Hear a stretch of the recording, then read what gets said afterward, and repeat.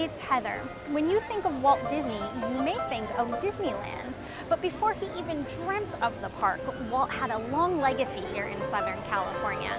And a lot of the places he visited, you can still go today, which actually makes for a really fun day trip away from the parks. So let's go visit Walt's LA.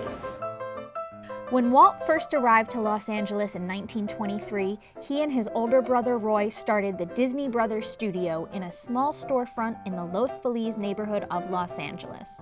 You can still visit that very same shop today on Kingswell Avenue. It looks pretty much the same as it did back in 1923.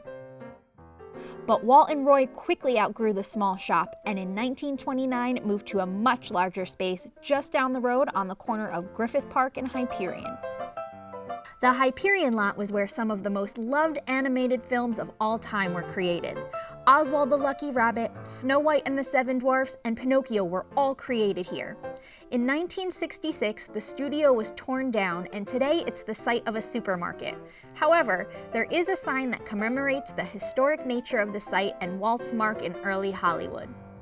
In 1932, Walt and Lillian built this home on Walking Way in the Los Feliz neighborhood of Los Angeles. The outside of the home is still largely just as Walt had it designed. The house combines Tudor and French Normandy styles and featured 4 bedrooms, 4.5 baths, a screening room, a gym with sleeping porch, a pool house, and more. I wouldn't mind moving in. Now, this is a private residence and it's not open to the public, but you can definitely drive by and take a look and see how Walt lived from 1932 to 1950.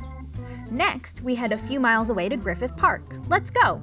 Every Sunday was Walt's day with his daughters. He put aside the stresses and pressures of running a studio and just focused on being a dad. He often took his daughters here to the Griffith Park Carousel, and it was here that he first dreamed up his idea for Disneyland. You can still go for a ride on the carousel, complete with its vintage calliope. It's easy to get transported to a simpler time and imagine what it was like for Walt as he sat on the bench, snacking on peanuts and dreaming of a place where everyone could enjoy with their family.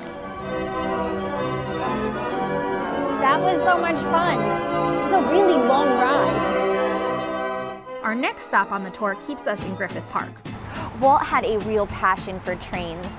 So much so that he even created a full 1/8 scale model railroad around his home on Carrollwood Drive. He also built a barn similar to the one that his family had when he was growing up in Marceline, Missouri. That barn became his workshop for his own railroad, the Carrollwood Pacific. In 1999, the barn was moved from Walt's home on Carrollwood Drive and donated to the Los Angeles Live Steamers Group. The Carrollwood Pacific Historical Society now takes care of the barn, and on the 3rd Sunday of every month, they open it for the public to visit. Inside, you can see some great model railroad displays, including many items used by Walt. When you visit, don't forget to take your own trip around the track. It's so much fun and completely worth the $3. After exploring Walts Barn and taking a ride on the carousel, why not stop at Walt's favorite restaurant for lunch? I'm here at the Tamoshanter, and it was here that you could find Walt and his artists and Imagineers discussing plans for future films and attractions. The Tamoshanter has been a Hollywood mainstay for decades. In fact, it remains a popular spot to grab a bite or a libation. I personally love their corned beef. The inside is like stepping back in time, and the food is delicious. So stop in and ask for Walt's booth, grab a bite to eat, and a Scotch mist at the bar for the perfect Walt experience. No trip around Walt's LA would be complete without a stop at the Walt Disney Studios lot.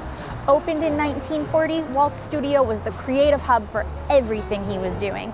Animated features, live action films, even the planning and construction for some of the attractions at Disneyland were all done right here. Today, the studio lot houses the corporate headquarters for the company and is still home to Disney Feature Animation.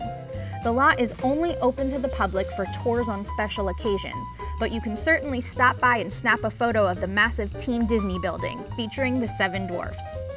The last stop on our tour brings us here to the heart of Hollywood, at the Walk of Fame. Walt actually has 2 stars on the Walk of Fame, one for his achievements in television and one for film. You can find them both near the Dolby Theater, where the Academy Awards are held every year. And that's our tour of Walts LA. I hope you had fun touring around Los Angeles like Walt would have. As always, thank you so much for watching, and don't forget to click like below and subscribe and share with your friends. I'm Heather, and I'll see you next time.